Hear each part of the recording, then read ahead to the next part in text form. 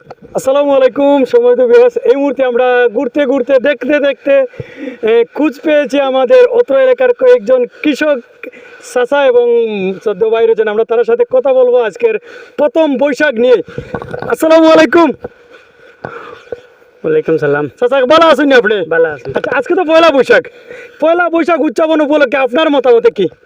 আমরা তো দান লইয়া পাগল। দান লইয়া পাগল। দান আমরা তো আচ্ছা, পয়লা বৈশাখ কিন্তু আমরা মুসলমান লাগেনি, না অন্য ধর্ম লাগে। অন্য ধর্ম লাগে, মুসলমান লাগে আমরা পয়লা বৈশাখ আমরা দান লইয়া পাগল। আমরা দান লইয়া পাগল খাতাম না আমাদের যে মারাইতাম আমরা। ধন্যবাদ। আসলে খুব সুন্দর একটা কথা কইছেন। বৈশাখ মানে সোনার ফসল, আমরা কিভাবে আমরা ধান তুলতে হয় সেটা নিয়ে আমরা ব্যস্ত।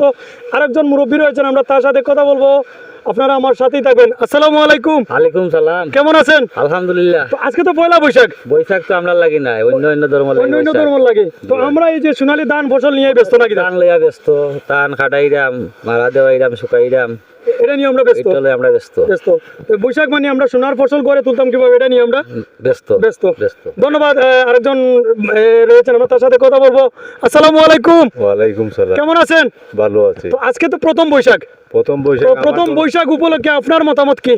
আমরা মতামত হইল আমরা ধান কাটতাম, ধান তুলতাম, সোনার ফসল তুলতাম। আমরা অন্য এই বৈশাখী এটা আমরা ধর্মে নাই। আমরা ধর্মে বৈশাখী নাই, না আমরা ধর্ম লোকে আমরা কিভাবে দান করে তুলতাম, এটাই আমরা প্রত্যাশা।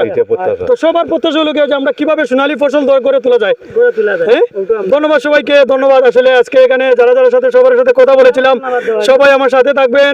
দেশ এবং প্রবাস থেকে যারা আমার এই ভিডিওটা দেখরা, সবাই ভিডিওটা শেয়ার করে অন্যজনকে দেখার সুযোগ করে দিবা। ধন্যবাদ সবাইকে। আসসালামু আলাইকুম।